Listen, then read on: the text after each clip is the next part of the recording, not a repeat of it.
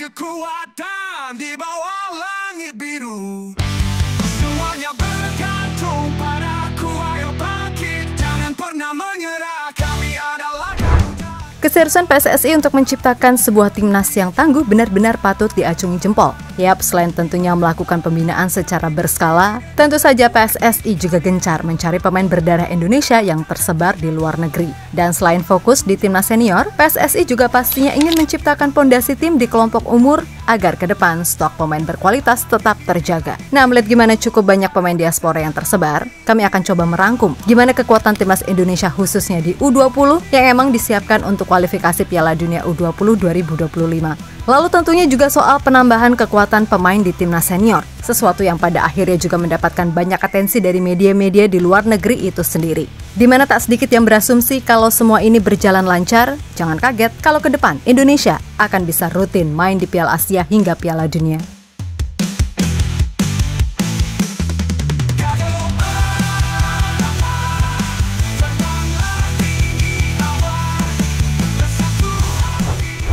Progres timnas Indonesia bersama PSSI yang sekarang beneran layak untuk diapresiasi. Yap, meskipun masih ada pihak-pihak tertentu yang mungkin gak suka dengan kebijakan naturalisasi, tapi selama kualitas pemain didikan lokal masih gitu-gitu aja kualitasnya, ya nggak salah dong jika PSSI mencari pemain berdarah Indonesia yang ada di luar negeri, sembari pelan-pelan membenahi sistem pembinaan dan kompetisi yang ada di dalam negeri.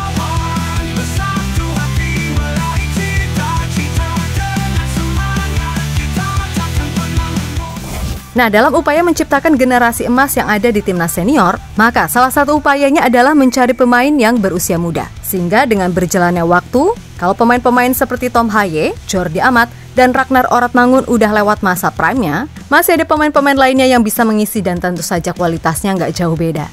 Selain tentunya ada juga kaitannya dengan timnas U20 yang akan maju di kualifikasi Piala Dunia U20 2025. Di mana kami udah mendapat gambaran skuad seperti apa yang bisa digunakan. Akan tetapi untuk data sementara, kami baru mencakup data-data basic. Mungkin di pembahasan berikutnya, kami akan membahasnya lebih detail, terutama untuk pemain-pemain yang mungkin masih terdengar asing.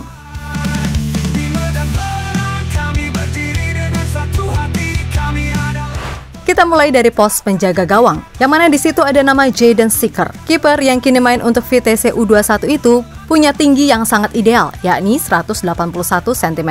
Tentu saja, ini juga sangat bagus untuk persaingan di timnas senior kelak. Berikutnya ada di pos bek kanan, ada Welber Jardim, yang kalian juga udah tahu kualitasnya saat main di Piala Dunia U17 kemarin. Dan untuk duet bek tengah, bisa diisi oleh Dion Mark, yang kini main di NEC Nijmegen, dan Ethan Kohler dari Werder Bremen yang cukup cakap main di posisi itu. Sedangkan di bek kiri, bisa ditempati Kaya Simons yang main untuk VTC. Kemudian untuk 3 gelandang di tengah, ada nama Han Wilhofking dari Tottenham, Jaden De Guzman dari PSV, dan Mike Lane dari Feyenoord. Lalu 3 di depan, Safi Woodstra yang bisa main di sayap kanan akan bermitra dengan Julian Urip, yang juga lihai main di sayap kiri untuk kemudian menopang Jens Reven yang kita tahu kemarin udah ngurus berkas ke Indonesia. Nah, dengan komposisi inti seperti itu, mungkin yang harus dikuatkan oleh Coach Indra nantinya adalah kedalaman skuadnya. Sehingga ketika terjadi rotasi, gak terjadi gap yang terlalu jauh.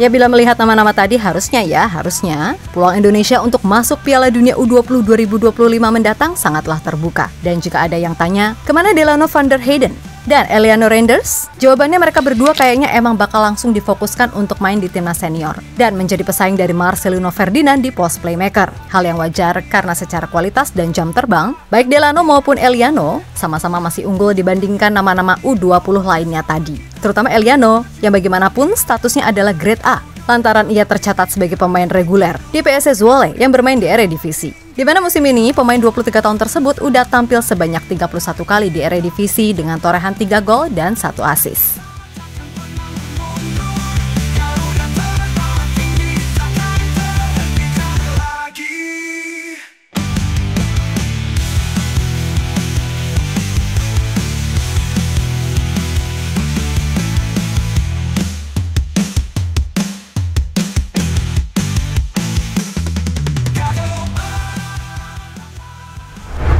Ya, melihat gimana progres yang ada, maka wajar jika banyak media-media di luar negeri yang memuji habis cara PSSI, terutama untuk mencari bakat-bakat muda berdarah Indonesia yang tersebar di seluruh dunia. Dan salah satu media yang memberi apresiasi adalah Rising Bellers, di mana media asal Inggris tersebut menilai jika perkembangan sepak bola di Asia Tenggara khususnya Indonesia semakin menarik dan semakin populer. Sepak bola di Asia Tenggara khususnya Indonesia sangat besar dan semakin populer setiap tahun. Jumlah talenta di luar sana benar-benar gila dan Indonesia adalah salah satu negara paling menarik yang sedang bangkit, tulis media tersebut.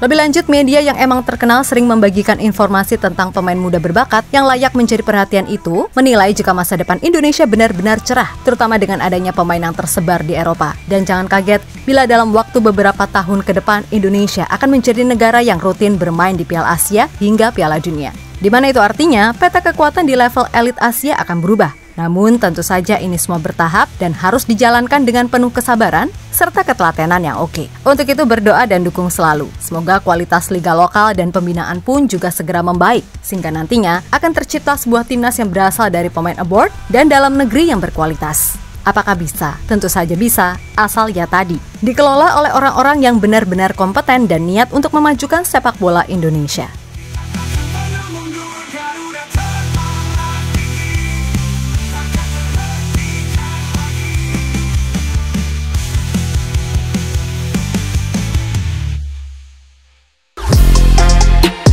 Halo, izin iklan sebentar ya guys. Jadikan ruangmu bernuansa timnas. Temukan beragam poster dinding, sepak bola dan timnas dengan desain menawan, kualitas premium dan harga yang tidak akan menguras kantong. Segera klik link Shopee di deskripsi video ini dan dukung timnas dengan sepenuh hati.